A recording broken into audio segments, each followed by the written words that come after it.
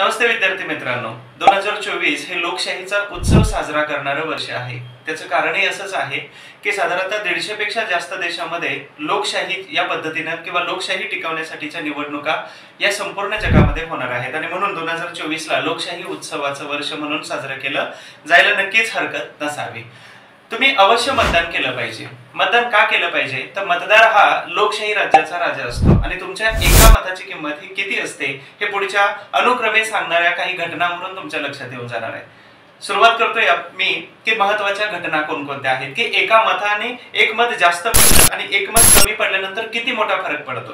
कारण आपण लोक असं म्हणतो की मी खूप लांब राहतो, मी खूप लांबच्या एरियामध्ये आहे तर मी मतदानाला जाऊ शकत नाही, परंतु तुमच्या एका मताने खूप मोठा फरक पडू शकतो। आणि आपण लोकशाही या सर्वात मोठ्या लोकशाहीवादी देशामध्ये राहतोय तर तुमच्या एका मताची किंमत ही खूपच आहे। हे खालील मी आता एक उदाहरण काही देतो आणि त्या उदाहरणावरून तुम्हाला नक्कीच लक्षात येणार आहे।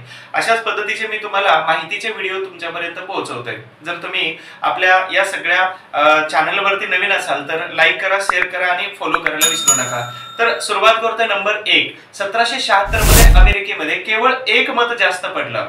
अमेरिकेमध्ये केवळ एक मत जास्त पडलं म्हणून जर्मन या भाषेच्या ऐवजी इंग्रजी ही त्या देशाची राष्ट्रभाषा बनली होती केवळ एका मतामुळे।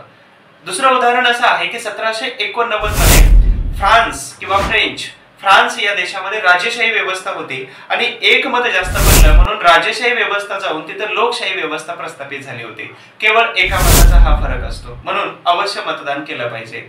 दुसरं अजून काही उदाहरण द्यायचं जर म्हटलं तर 1917 ची गोष्ट आहे। 1917 मध्ये सरदार वल्लभभाई पटेल हे अहमदाबाद महानगरपालिकेमध्ये केवळ एका मताने त्यांची ती निवडणूक हारले गेले होते, म्हणून एका मताची किंमत खूप आहे। मतदान अवश्य केलं पाहिजे। पुढे उदाहरण देताना 1998 चं उदाहरण मी नक्की देईल तुम्हाला। 1998 ला वाजपेयी, अटल बिहारी वाजपेयी यांचं सरकार केवळ एका मताने पडलेलं होतं आणि म्हणून एका मताची किंमत खूप असते। अवश्य मतदान केलं पाहिजे। त्याच्याही पुढे जाऊन अजून एक सर्वात उत्तम उदाहरण देतो 1923 चं। 1923 मध्ये हिटलरला केवळ एक मत जास्त पडल्यामुळे तो नाझी पक्षाचा सर्वेसर्वा झाला आणि 1939 नंतर 1945 पर्यंत जगावरती दुसरं जागतिक महायुद्ध लादलेलं होतं। म्हणून एका मताची किंमत किती असते हे तुम्हाला नक्कीच या व्हिडिओच्या माध्यमातून जाणवेल। एका मताची किंमत किती असते, अवश्य मतदान केलं पाहिजे। याच्यासाठी तुम्हाला 2008 च्या राजस्थानमध्ये एक सीपी जोशी यांचे एक उदाहरण देतो। सीपी जोशी यांच्या गटाचा एका मताने फक्त पराभव झालेला होता। त्याचं कारण असं होतं की त्यांचा स्वतःचा ड्रायव्हर हा मतदानाला वेळेवरती पोहोचलेला नव्हता।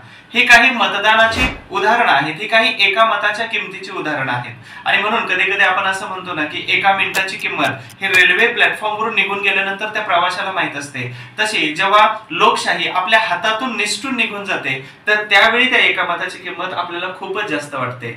आणि अजून काही उदाहरण तुम्हाला अगदी मतदान, लोकशाही आणि हुकुमशाही याच्याबद्दलची तुम्हाला जर द्यायचं म्हटलं तर 1920 मध्ये मुसोलिनीला फॅसिझम हा नैतिकता वाटला होता, तर 1933 ला हिटलरला नाझीवाद हा बरा वाटला होता आणि म्हणून जूनच्या हत्या करत होता तो।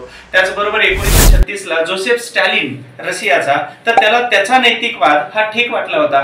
तर 1975 ला इंदिरा गांधीजी यांना आम्ही इमर्जन्सी ही खूपच अत्यावश्यक आणि गरजेची वाटली होती। म्हणून तुम्ही अवश्य मतदान केलं पाहिजे, कारण भारतामध्ये लोकशाहीचा सर्वात मोठा उत्सव साजरा होतोय आणि भारतामधला सर्वात मोठा सण जर कोणता असेल तर तो असतात सार्वत्रिक निवडणुका।